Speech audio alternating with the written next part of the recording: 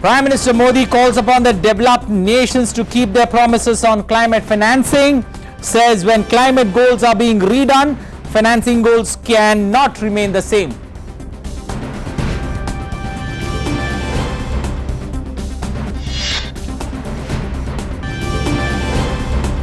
Prime Minister Modi meets UK Prime Minister Boris Johnson, congratulates him on championing climate issues. Issues related to Afghanistan, Indo-Pacific, counter-terrorism discussed.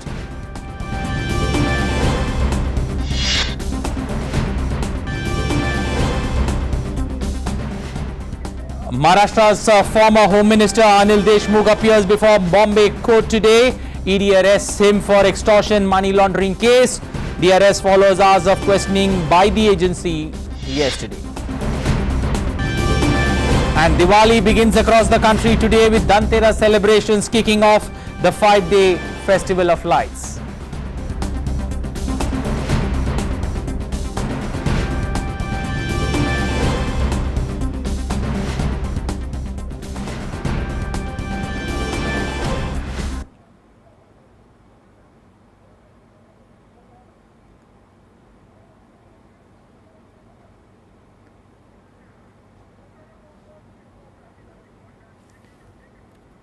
Well, those were the headlines at the top of this hour. Let's now begin our deliberations for the next 1 hour with the top story coming from COP26.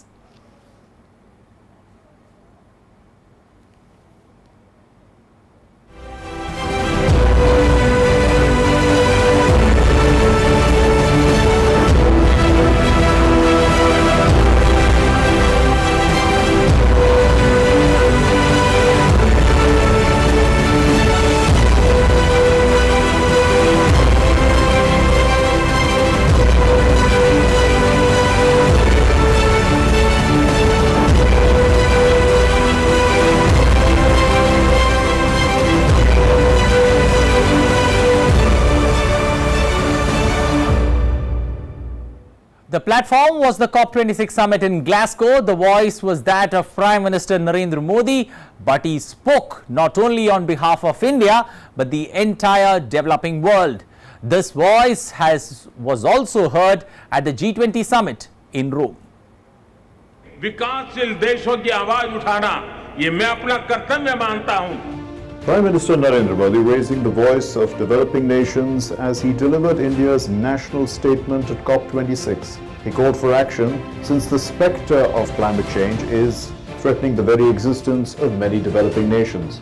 कई विकासशील देशों के लिए climate change उनके अस्तित्व पर मंडरा रहा है, एक बड़ा संकट है. हमें दुनिया को बचाने के लिए आज बड़े कदम उठाने ही होंगे. यही समय की मांग है. India's national statement reflected not just the country's commitment towards climate change mitigation, but also stressed on the need for accountable climate finance from the developed world. Prime Minister Modi even suggested holding those developed nations accountable who aren't doing their bit. He called for raising the collective ambition to tackle climate change. Climate finance को लेकर आज तक किए गए वायदे खोखले ही साबित हुए हैं. जब हम सभी क्लाइमेट एक्शन पर अपने एम्बिशन बढ़ा रहे हैं, तब क्लाइमेट फाइनेंस पर विश्व के एम्बिशन वही नहीं रह सकते जो पेरिस एग्रीमेंट के समय थे. आज जब भारत ने एक नए कमिटमेंट और एक नई ऊर्जा के साथ आगे बढ़ने का संकल्प लिया है, तो ऐसे समय में क्लाइमेट फाइनेंस और लो कॉस्ट क्लाइमेट टेक्नोलॉजीज का ट्रांसफर और महत्वपूर्ण हो जाता है. At the climate change session at the G20 summit also, Prime Minister Narendra Modi put across the voice of the developing nations. Describing climate justice as his responsibility, the Prime Minister said, and I quote, "By forgetting climate justice, we are not only doing injustice to the developing countries, but we are betraying the entire humanity. As a vocal voice of developing countries, India cannot ignore the neglect of climate finance by the developed countries. Without concrete progress on climate finance, pressuring the developing countries for climate action is unjust." Prime Minister suggested developed countries pledge to make at least 1% of their GDP available to finance green projects in developing countries. At the session on sustainable development at G20, Prime Minister said, extending the benefits of global recovery to all countries is a collective responsibility in which the role of G20 will be very important. Under Prime Minister Modi's leadership, the language of the Rome Declaration reflected the developed world's acknowledgement that it hasn't done enough. In his first major overseas visit after the COVID-19 pandemic to multilateral forums like G20 and COP26, the Prime Minister Narendra Modi emerged as a force of uniting the developed and the developing countries and working for the global good. As he did this, he ensured that the perspective of developing nation on key issues was not only taken seriously but also acted upon. The hope is now that the Glasgow Declaration will heed Prime Minister Narendra Modi's call for climate action based on climate justice. With camera person Praveen Johar, this is Tapush Bhattacharya for DD India, Glasgow. Well, let's now take a look at the top takeaways from Prime Minister's historic speech at COP26. It starts off with the Prime Minister giving a new mantra for sustainable development, the world life. Prime Minister's mantra of lifestyle for environment is inspired by Indian culture, Gandhiji's teachings and Prime Minister's own life to ensure peaceful existence with nature. Well, Prime Minister's mantra of lifestyle for environment, they are clearly inspired by the Indian culture, Gandhiji's teachings and Prime Minister's own life. These are the big takeaways from Prime Minister Modi's speech at COP26. His clear message to developed countries need to raise ambitions in climate finance and technology transfer. India takes a bold step of net zero commitment by 2070. India raises its pledge of nationally determined contributions, decides to further raise aid to 500 gigawatts. India's contribution in climate change mitigation far outstrips its emissions. Reducing carbon emissions and intensity, India will also reduce carbon intensity by 45% of its economy by 2030. India not only commits but also acts. India is the only country to fulfill the commitments made in COP21 in Paris. India's huge railway system sets a target of making itself net zero by 2030. India's massive lead bulb campaign is reducing emissions by 40 million tons annually. India will reach its non-fossil energy capacity to 500 gigawatts by the year 2030. India will meet 50% of its energy requirements from renewable energy by 2030. India will reduce the total projected carbon emissions by 1 billion tons from now onwards till the year 2030. Well, now a deal can still be reached in Glasgow despite the failure of the G20 major industrial nations to agree ambitious new commitments at the weekend, according to UN former climate chief Christina Figueres, who led the UNFCCC for the last 6 years before the Paris deal was agreed, and she says there is much to be optimistic about, especially the response of the financial markets to the aggressive transition happening in the real economy. To happen here at Glasgow is a big push forward in getting much closer to the 1.5 degree goal that has been set forth by science.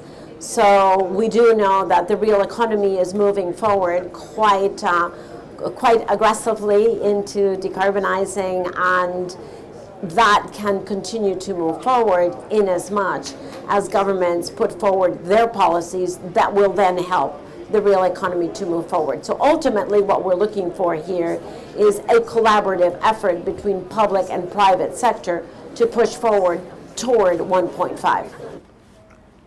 Well, speaking on the sidelines of COP26, the founder of the Global Optimism Group admitted some of the stumbling blocks in Glasgow and old familiar problems, including the world major economy's failure to meet targets to raise $100 billion for poorer nations by last year.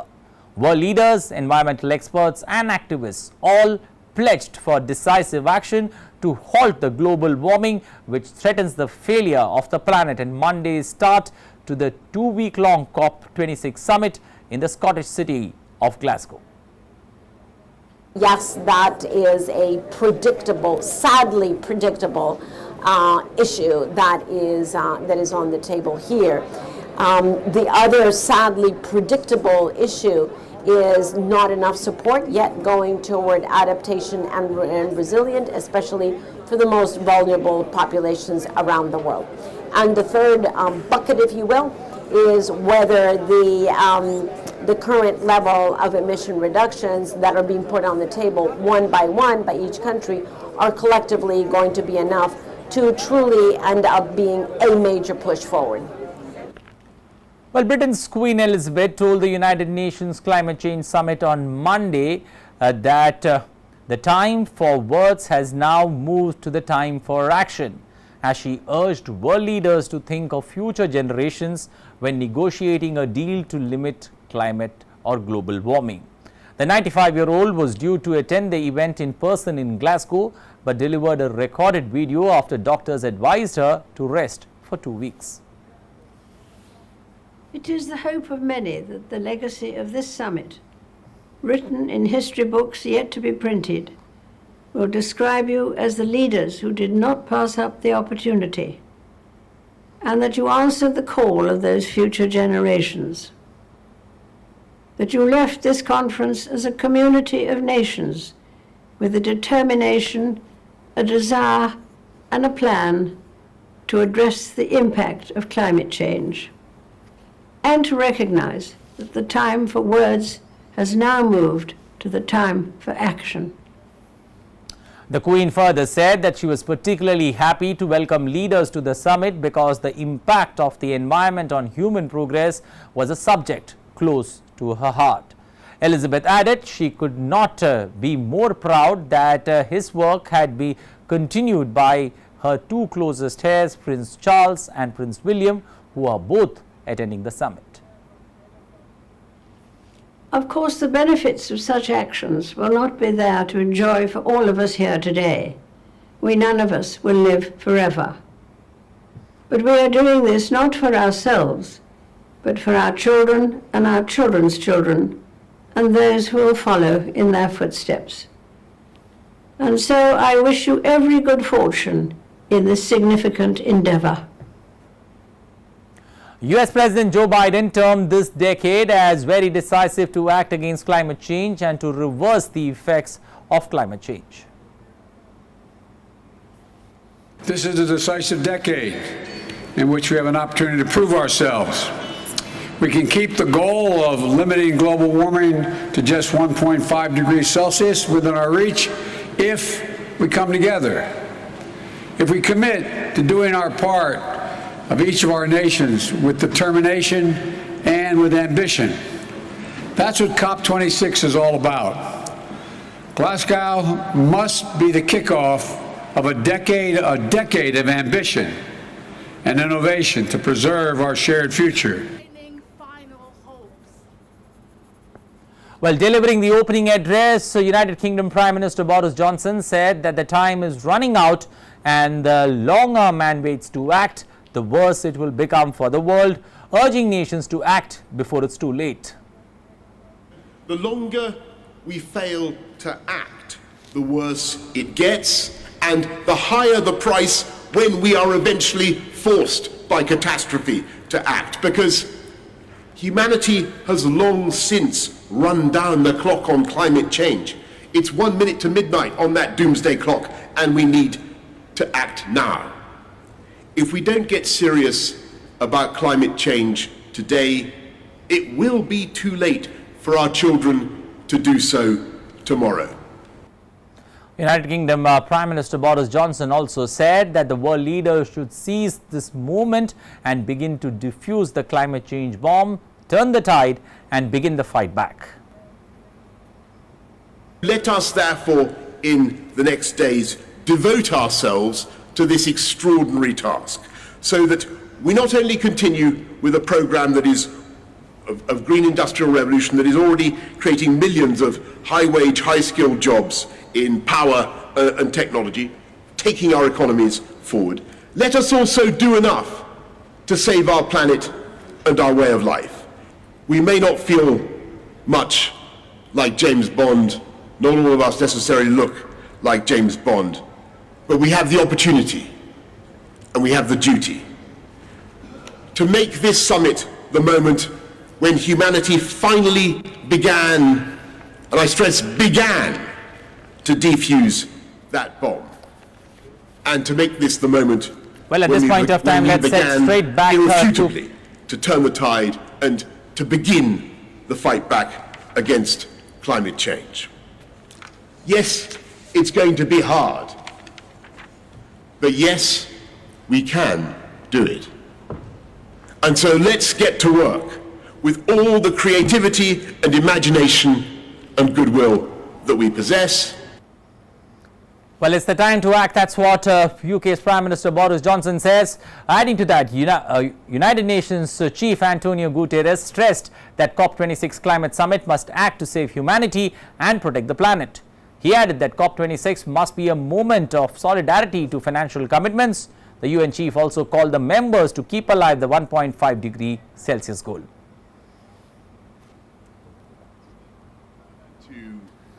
Listening to Frank last night, listening to colleagues from small island states over the last few weeks and months has been one of the most harrowing experiences in my preparations for this COP26 summit, because it's so obvious that for some people, some communities, some countries at this COP, the transformation that is happening now is not a matter for, as I was saying, it's for our children and our grandchildren.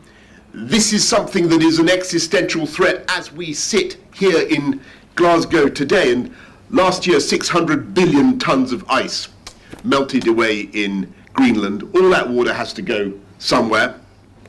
And it's incredibly cruel that these vulnerable, small island states are right in the front line of the loss and damage that is caused by global warming. And they have said, as our friends have said, they have done virtually nothing to cause the problem. They didn't produce the huge volumes of CO2 that have been pumped into the atmosphere. So I would encourage every country that has benefited from pumping CO2 into the air over the last, whatever it is, 250 years, to join this campaign and to help. And that's why we've made the $100 billion a year commitment, the $100 billion a year commitment, such a crucial part of the UK's presidency and pre-presidency. And I think that we've got to do it. We've got to help people to adapt.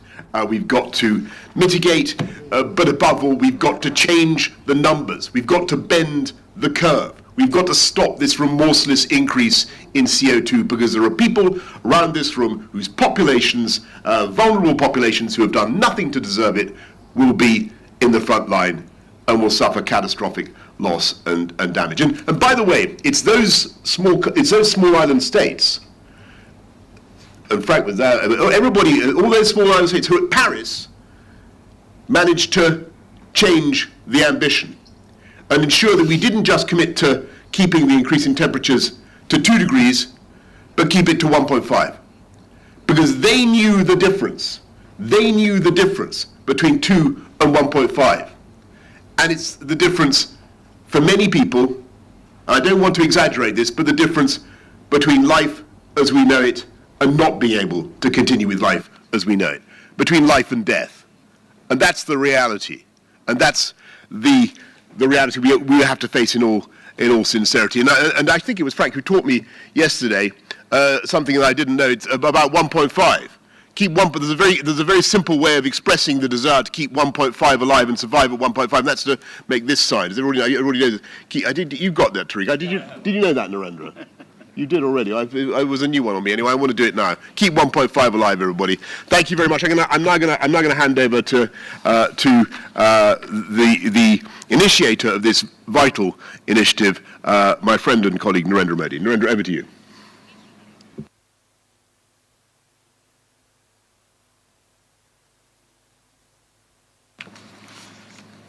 Excellencies, infrastructure for resilient island states ice का launch एक नई आशा जगाता है, नया विश्वास देता है। ये सबसे वनरेबल देशों के लिए कुछ करने का संतोष देता है। मैं इसके लिए coalition for disaster resilient infrastructure CDRI को बधाई देता हूं। इस महत्वपूर्ण मंच पर मैं ऑस्ट्रेलिया और यूके समेत सभी सहयोगी देशों और विशेषकर मॉरिशस और जमैका समेत छोटे द्वीप समूहों के लीडर्स का स्वागत करता हूं, उन्हें हार्दिक धन्यवाद देता हूं। मैं UN सेक्रेटरी जनरल का भी आभार व्यक्त करता हूं कि उन्होंने इस लॉन्च के लिए अपना बहुमूल्य समय दिया। एक्सेलेंसीज, पिछले कुछ दशकों ने सिद्ध किया है कि क्लाइमेट चेंज के प्रकोप से कोई भी अछूता नहीं है, चाहे वो विकसित देश हो या फिर प्राकृतिक संसाधनों से धनी देश हो, सभी के लिए ये बहुत बड़ा खतरा है। लेकिन इसमें भी क्लाइमेट चेंज से सबसे अधिक खतरा small island developing states seeds को है। ये उनके लिए जीवन मृत्यु की बात है, ये उनके अस्तित्व के लिए चुनौती है। क्लाइमेट चेंज की वजह से आई आपदाएं उनके लिए सचमुच प्रलय का रूप ले सकती हैं। ऐसे देशों के क्लाइमेट चेंज न सिर्फ उनके जीवन की सुरक्षा के लिए बल्कि उनकी अर्थव्यवस्था के लिए भी बड़ी चुनौती है। ऐसे देश टूरिज्म पर बहुत निर्भर हैं, लेकिन प्राकृतिक आपदाओं के चलते टूरिस्ट भी उनके पास आने से घबराते हैं। फ्रेंड्स, वैसे तो सीड्स देश सदियों से नेचर के साथ समन्वय में जीते रहे हैं। वे प्रकृति के स्वाभाविक साइकिल के साथ एडेप्ट करना जानते हैं, लेकिन पिछले कई दशकों में हुई स्वार्थपूर्ण व्यवहार की वजह से प्रकृति का जो अस्वाभाविक रूप सामने आया है, उसका परिणाम आज निर्दोष स्मॉल आइलैंड स्टेट्स झेल रहे हैं।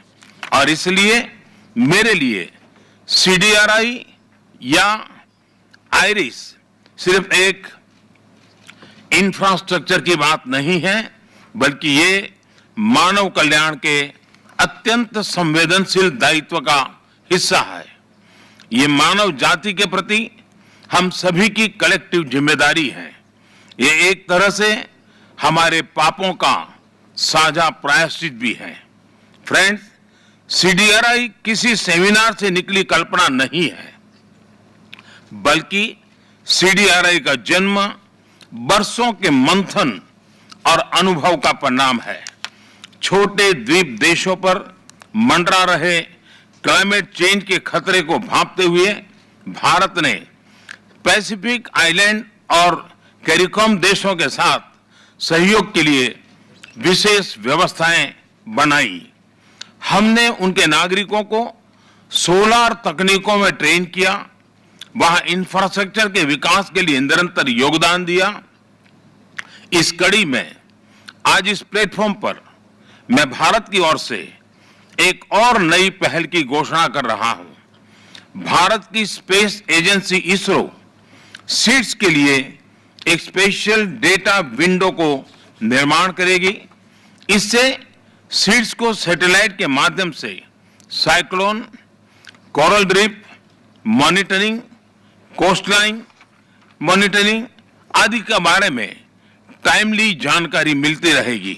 फ्रेंड्स, आइरिस के साकार करने में CDRI और सीड्स दोनों ने मिलकर काम किया है। यह को क्रिएशन और को बेनिफिट्स का अच्छा उदाहरण है। इसलिए मैं आज आयरिस के लॉन्च को बहुत अहम मानता हूं।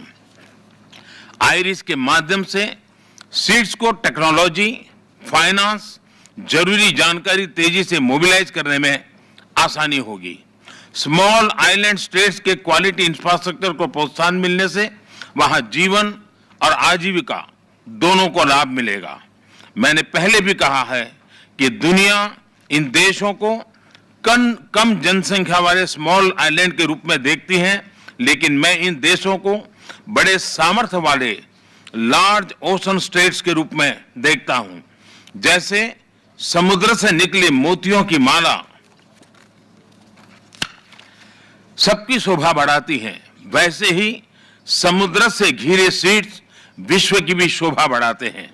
मैं आपको विश्वास दिलाता हूं कि भारत इस नई परियोजना को पूरा सहयोग देगा और इसकी सफलता के लिए CDRI अन्य पार्टनर देशों और संयुक्त राष्ट्र के साथ मिलकर काम करेगा। CDRI और सभी छोटे द्वीप समूहों को इस नई पहल के लिए फिर से बधाई और शुभकामनाएं। बहुत बहुत धन्यवाद।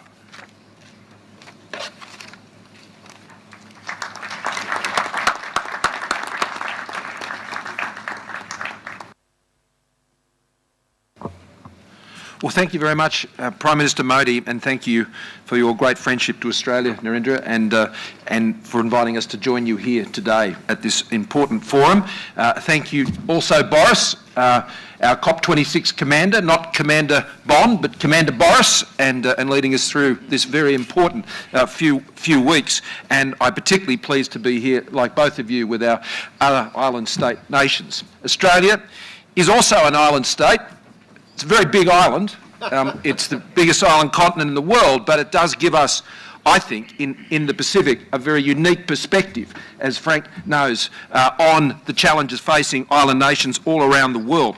And what we're speaking about here, of course, to address climate change, you have to reduce emissions, and that is a huge part of the response to climate change, of course, but we also have to adapt to live with the consequences of climate change that is already occurring, that is already built in, that is already going to impact on the lives and livelihoods, particularly of those in island nations all around the world.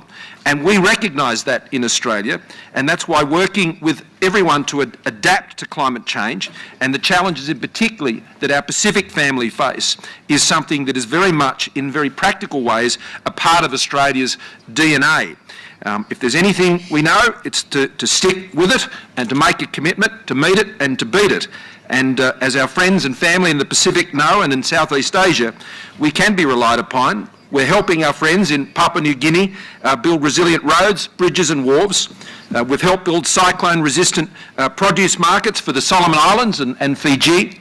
And last year, our prefabricated schoolrooms in Vanuatu withstood tropical cyclone Harold, giving the community a safe place to shelter, as well as the kids a chance to return to school sooner. Over 70% of our climate finance, and we've just doubled that here at COP26 to $2 billion to take us out to 2025, is focused on adaptation. And a very large proportion of it, as I was able to share with our Pacific nations families yesterday, will be directed to, specifically into Pacific Island nation states as part of a direct partnership with them, cutting out all the red tape and just getting the projects like the ones I've been talking about on the ground. The last 8 major disasters in the Pacific alone have wrought more than almost $2 billion worth of damage, so there's a lot more work to be done.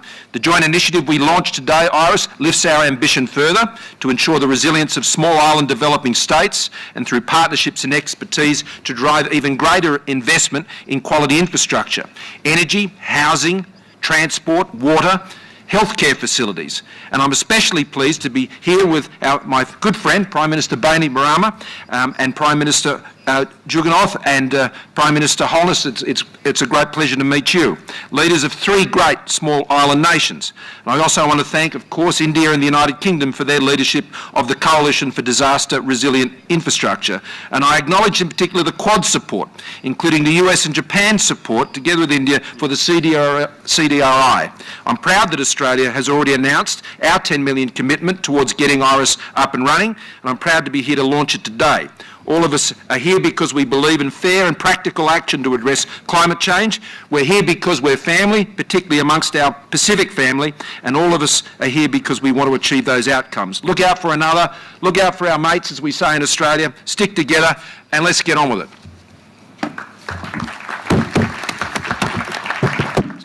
Sorry, Scott, can I just add, before we go to Frank, can I just say one thing quickly, which I should have said, which I forgot, unaccountably from my script. The UK is also, of course, contributing financially to IRIS, to infrastructure resilient island states, a point that I would not wish this audience to be in ignorance of. We're stumping up as well. Thank you.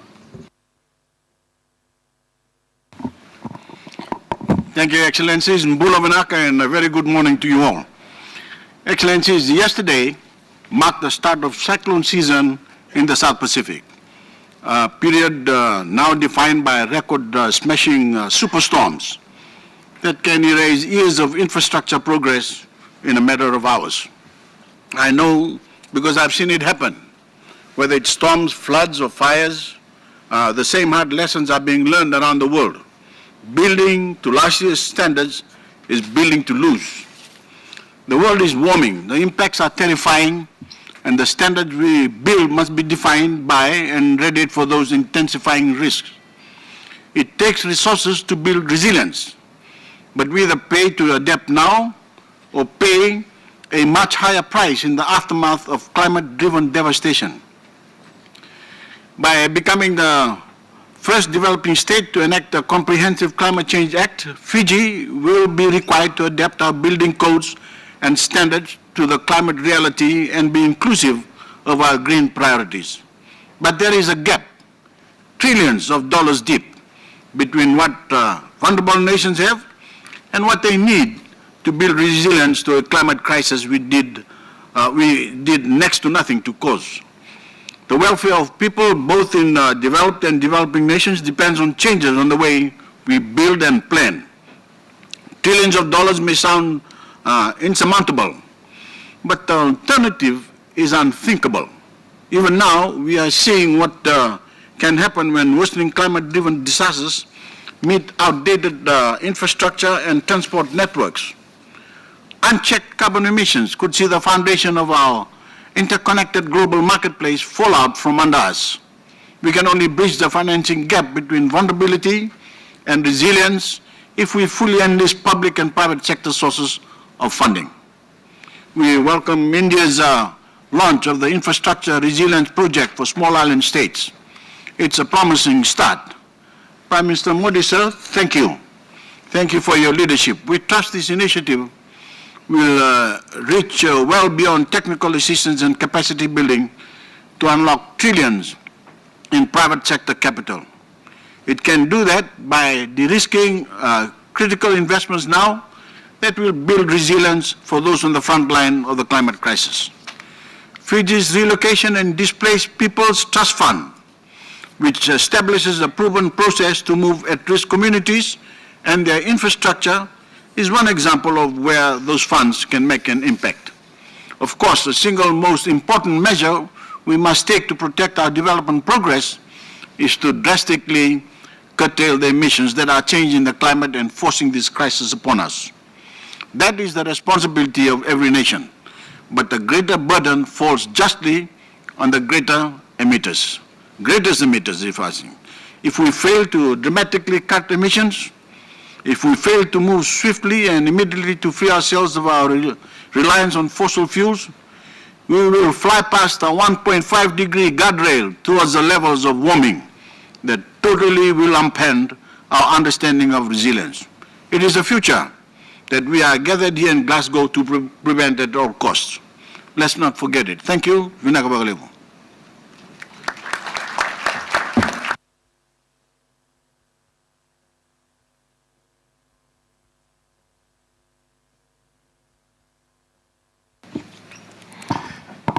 Excellencies, friends, allow me to commend and congratulate the conveners of this timely initiative and to thank Prime Minister Modi in particular for his invitation. I well recall the meeting between India and the CARICOM leaders on the margins of the Unga a few years ago, when PM Modi listened to our developmental concerns and pledged his support.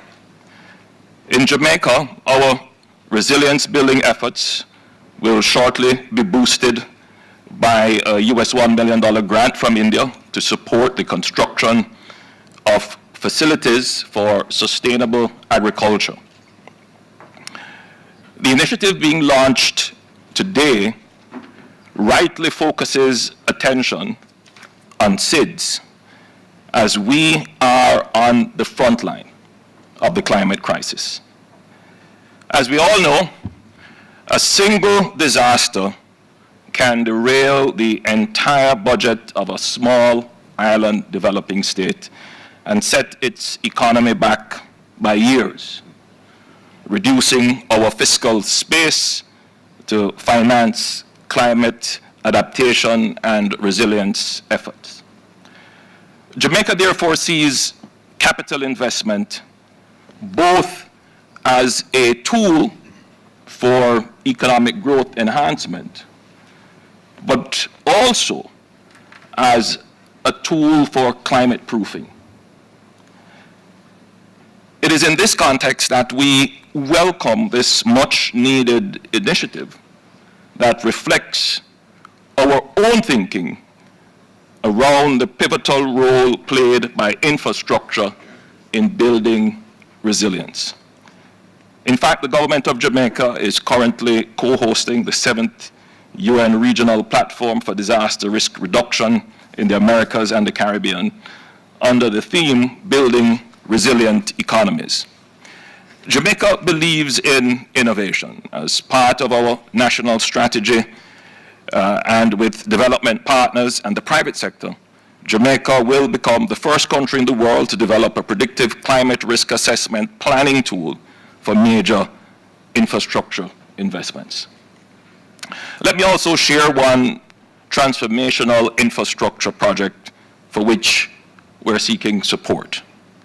We have conceptualized a solar-pumped hydroelectric storage project, similar to ones that you have done in Australia, utilizing our mountainous topography and abundant sunlight to solve our perennial problems of drought, while at the same time generating hydroelectric power.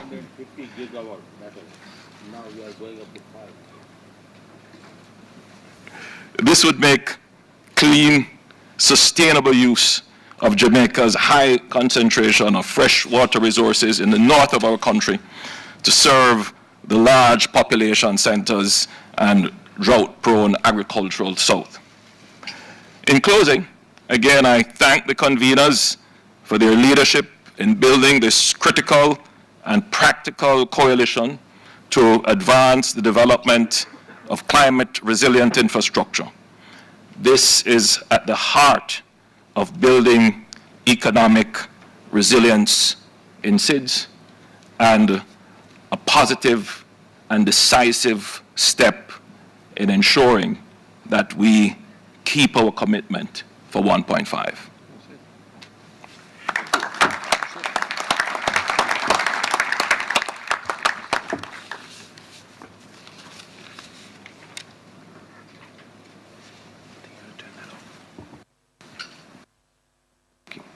Oh, that's it.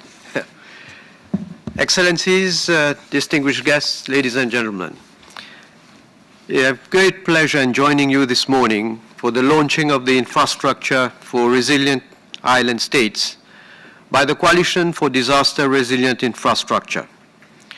Since its inception 2 years ago by Sri Narendra Modi ji, the coalition has grown into a global partnership platform to assist states, big and small, in improving disaster resilience of their infrastructure.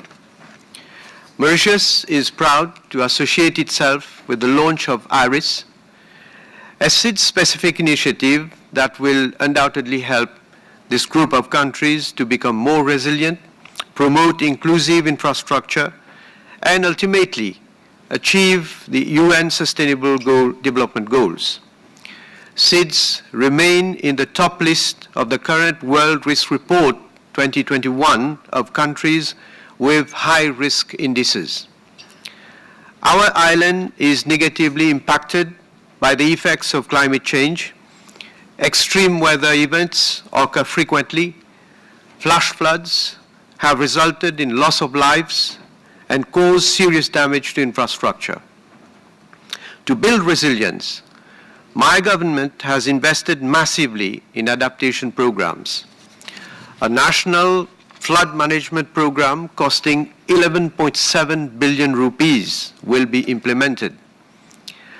Our National Action Plan 2020-2030 embodies the commitments of Mauritius to the Sendai Framework for Disaster Risk Reduction and supports the implementation of international frameworks such as the Sustainable Development Goals and the SIDS accelerated modalities of action pathway. In addition, legal and institutional frameworks have been updated to implement disaster reduction strategies and disaster management. I wish to highlight that infrastructure and disaster risk reduction is very high in the adaptation measures that are contained in our reviewed nationally determined contributions. However, access to international financial support remains a critical component for building resilience. The use of the Multidimensional Vulnerability Index, developed by the UNDP earlier this year, is crucial to advancing global understanding of inherent vulnerabilities of the SIDS. By better understanding the existential issues that SIDS face, we are hopeful that innovative mechanisms such as the IRIS will flourish. Coupled with adapted financing, such partnerships would go a long way towards assisting SIDS mitigate their disaster vulnerability and improve the resilience of their infrastructure. Thank you.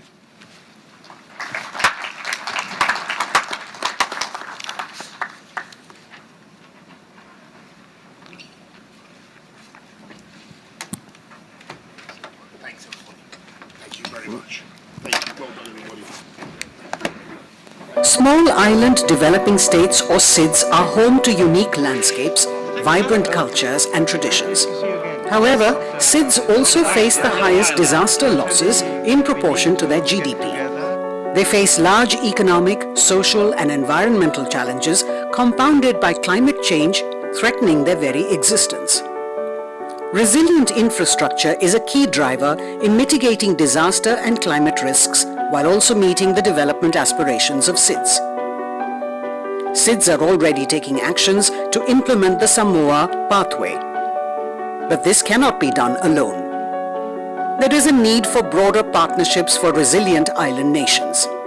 The Coalition for Disaster Resilient Infrastructure is a global partnership that aims to build climate and disaster resilience into infrastructure systems to ensure sustainable development. I would like to say that CDRI has set a challenging and urgent agenda for itself.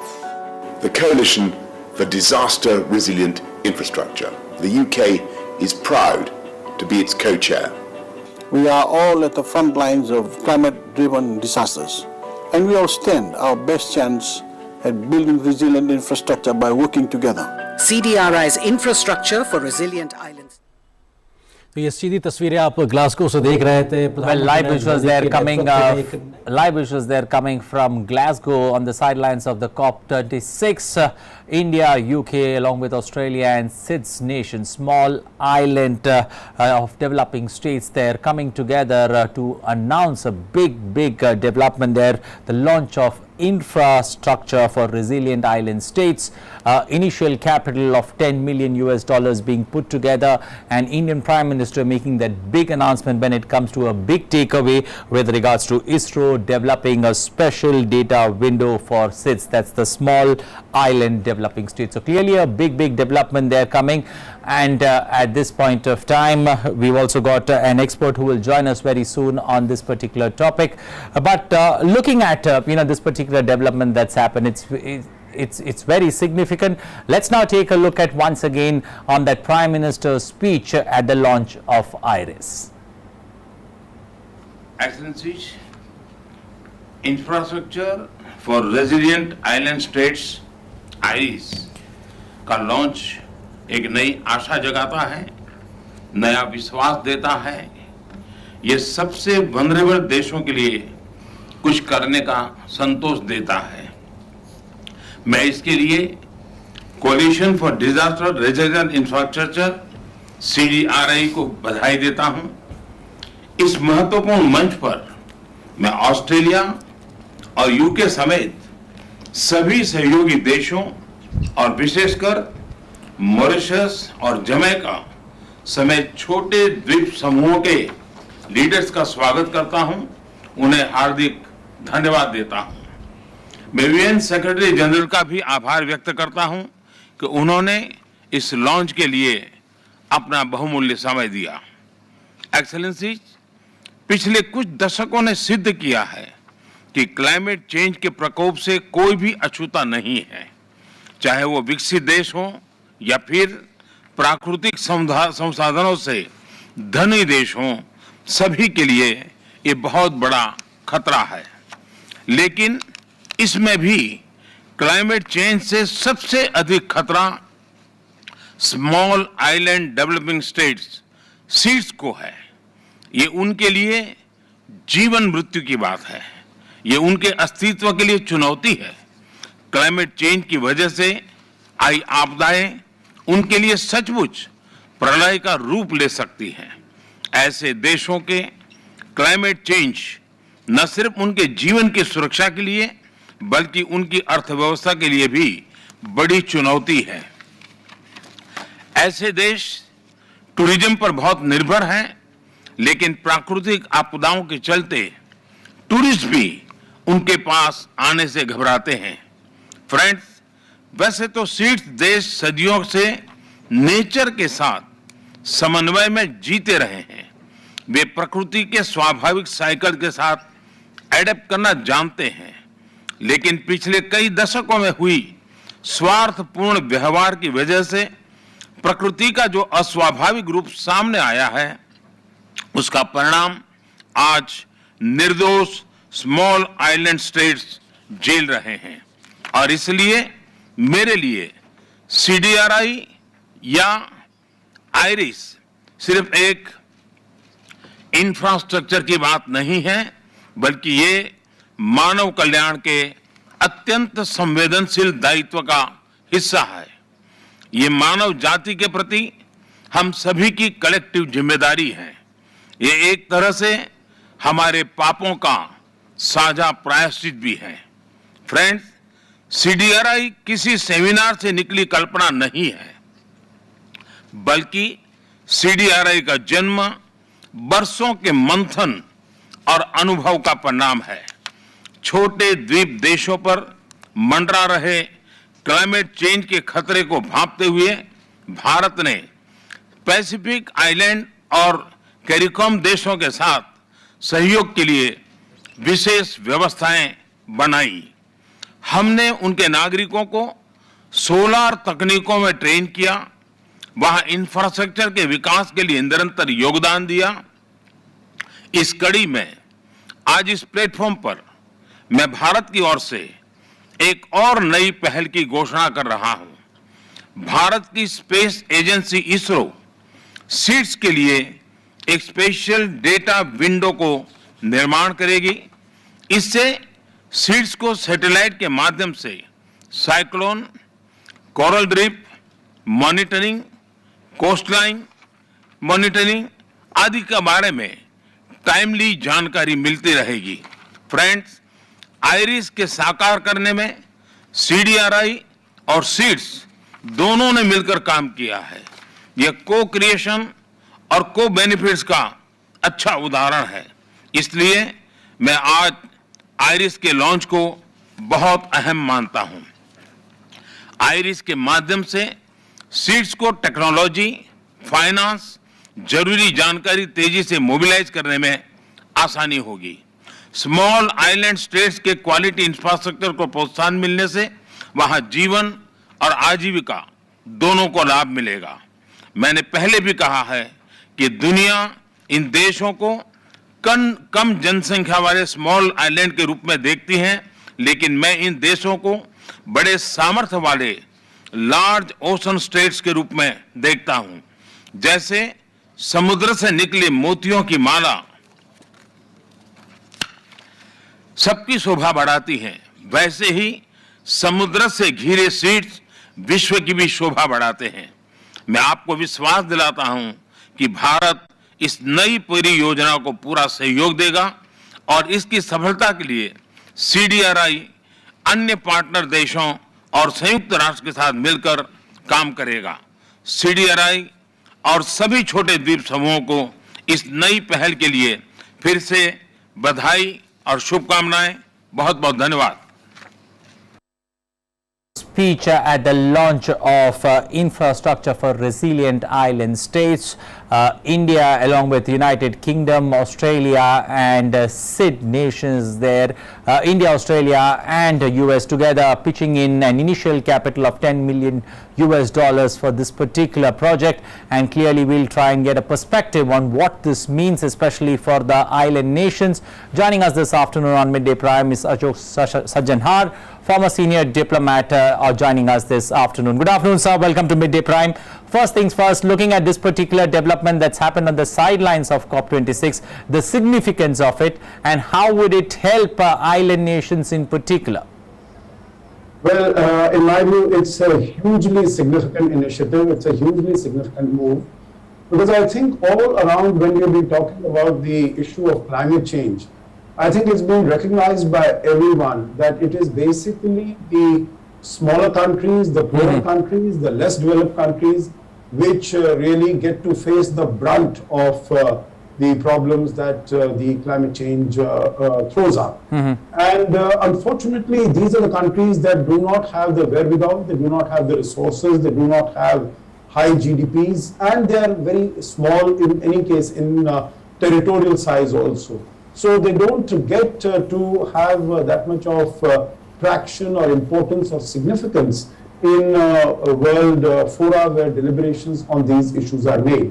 So I think for them to be focused upon, for them to be identified as a number of countries which need focus, which need special attention, I think that is particularly commendable. And as all these speakers, whether it is from Fiji, the Prime Minister of Fiji, or it is the President of Mauritius, or Jamaica, Prime Minister of Jamaica, all of them, gave high praise to Prime Minister Modi for this initiative, for thinking about it. And as the Prime Minister also said, it is not an off-the-cuff reaction. It is not emerged out of meeting rooms or conference and seminar halls, but it has emerged, this whole idea has emerged after a great deal of discussion, deliberation. In fact, the Prime Minister of Jamaica said that very clearly, that when the representatives of the CARICOM countries had called on Prime Minister Modi a few years ago on the sidelines of the UN General Assembly, then he gave a very patient hearing to them, to the problems that they suffer. And he had promised that India will do everything that is possible. So I think here it is basically under the coalition of disaster resilient infrastructure, which has been set up on the sidelines. It was established by Prime Minister Modi on COP21 in 2015. when the Paris Agreement was being discussed and was being negotiated. And since then, a large number of countries have joined it. We have in our own vicinity, we have seen the case of Maldives, when a few years ago the President of Maldives had organized a meeting, a cabinet meeting underwater, basically to send out a message to the world that if the temperatures keep on rising, then these small island developing states will be getting submerged, and they will have no possibility whatsoever of staying afloat. So this is, it's truly a matter of life and death for them, because if action is taken, they will be able to survive. If action is not taken, then they will be wiped off the face of this earth. So I think for all of them, for the world, it is a very hugely important initiative. The Prime Minister also during his speech, spoke about the role that ISRO would play, especially when it comes to a special data window that will be created to help the SID nations. How does one look at and how does one explore this special data window that will be created by ISRO? I think ISRO has been, in terms of remote sensing, in terms of getting data from outside, whether it is for agricultural purposes or for fisheries, it's been doing extremely useful work, extremely good work. And for ISRO to, its resources, its assets, its talents to be marshaled into getting to help these small island developing states, I think that will go a long way in providing early warning if there are going to be any problems, if there are going to be any floods or any earthquakes or anything of the sort of tsunami. The imaging from ISRO is going to provide all that assistance, all that support and all that help, and also provide them with the possibilities, with not only with the challenges that they have to face, but also in terms of the opportunities that these small island development states would have in terms of making full use of their resources. As the Prime Minister himself said, basically it is the area of tourism which these island countries, and we can see it around us, whether it is the Pacific Island states or it is countries like Jamaica or in our vicinity, Mauritius, Reunion Islands, Maldives, Sri Lanka even. I think all these states rely very heavily on their tourist arrivals, and getting the information if there are going to be any problems from the data that they get from ISRO. I think that is going to serve them very well. It will be in very good, serve them in good stead, and they will be able to take maximum advantage of the resources and the assets that these countries have. But considering the fact that world over, when we've seen catastrophes that have hit, especially island nations, if you look at the top 8 catastrophes that's hit island nations, roughly around $2 billion of loss. So do you somewhere feel, managing the economy of maybe island states or island countries, becomes very difficult, especially when a catastrophe of this magnitude hits them, and this is the right step in the right direction to help them find a way ahead or find the way forward? Absolutely. I think we have seen that whenever there have been catastrophes, it is of course the poorer, the developing countries face the brunt of it, but even before that, it is the smaller island states. And if there is a catastrophe, as I think the Prime Minister of Jamaica said, that you have one flood, one typhoon, one sort of a tsunami, that means your whole annual GDP is washed out. And for that country to sort of come up again and stand on its own feet, that becomes such a huge problem. So here we are going to build resilient infrastructure, whether it is roads, whether it is houses, it is in terms of agriculture production, that they have the stronger varieties of seeds so that the agriculture is also not destroyed when we have these catastrophes. Or there are for instance, the tsunamis that we had, the tsunami that the world experienced in our part of the world in 2004, on 26th of December of 2004. It is the small island states of Indonesia, the archipelago of Indonesia, of Timor-Leste and the others, even as far as Andaman Nicobar are concerned, even Maldives, even Sri Lanka, all of them suffered extremely heavily. And if there had been this resilient infrastructure in terms of deaths, in terms of destruction, there would have been much less that these countries would have had to confront. So I think here scientific knowledge, scientific analysis and more scientific response to developing such infrastructure, I think it is going to be definitely helpful. And after all of them, all these countries have to be treated in the same way as the bigger countries, because they should not be the only ones who should be able to take the maximum resources of the countries to protect themselves and to protect their people. So I think this initiative, we have about 14 island states in the Pacific Ocean. There are so many in the Indian Ocean, around Africa and in around South America. I think it is going to be a great help, a big boon for all these countries located all around the world. Okay, one final word before I let you go. Purely with the COVID-19 pandemic that's come, exactly all that in the last 2 years, CDRI has not been able to make much headway.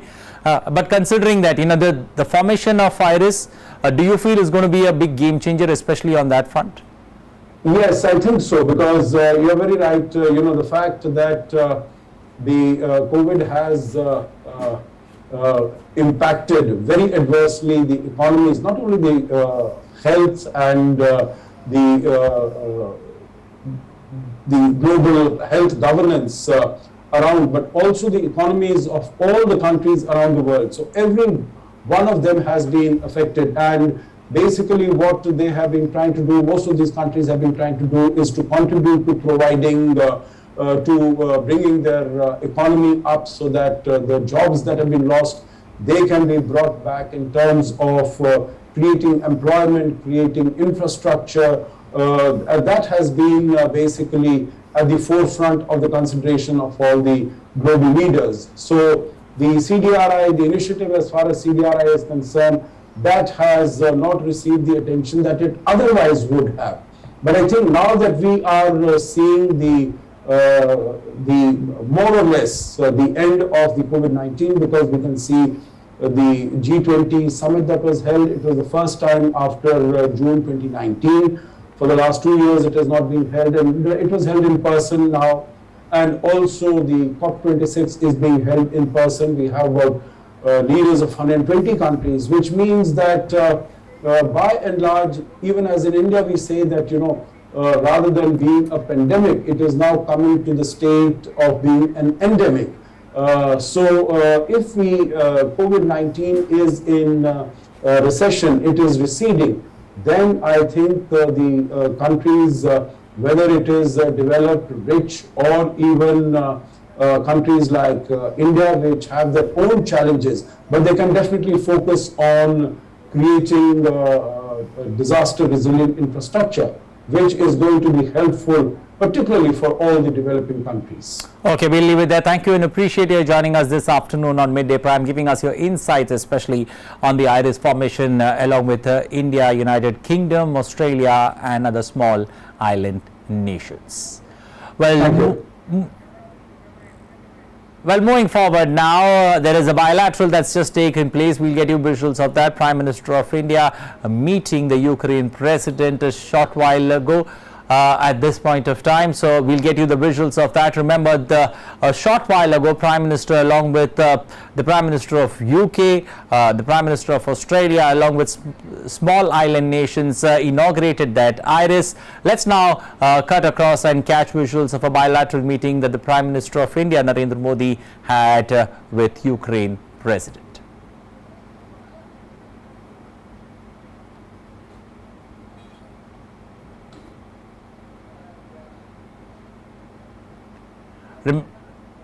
Remember, COP26 is an important event where world leaders from all over the world are deliberating. It's a now or never moment when it comes to addressing the issue of climate change, and leaders continue to meet there. We'll get you the visuals of Prime Minister of India meeting with Ukraine President in a short while from now. That's it in this. Well, the visuals there on the sidelines of COP26, a bilateral that the Prime Minister of India on the final day of COP26 here with the President of Ukraine there discussing on a series of issues of mutual interest between the two nations there. External Affairs Minister, Foreign Secretary, all a part of India's delegation as the two countries deliberate on important issues of mutual interest affecting the world. Well, that's it in this edition of Midday Prime. Thanks for watching. Bye-bye. Take care.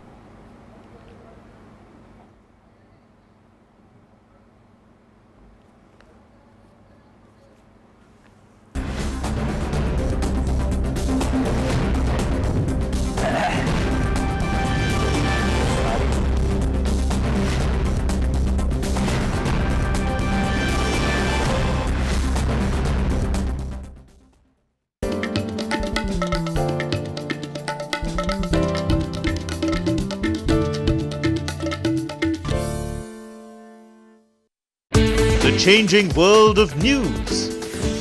Headlines that you wake up to. News that shapes your day. Stories that matter to you. The latest and most accurate updates. A fresh start to a new day. The Breakfast News, Monday to Friday, 8 a.m. on DD India.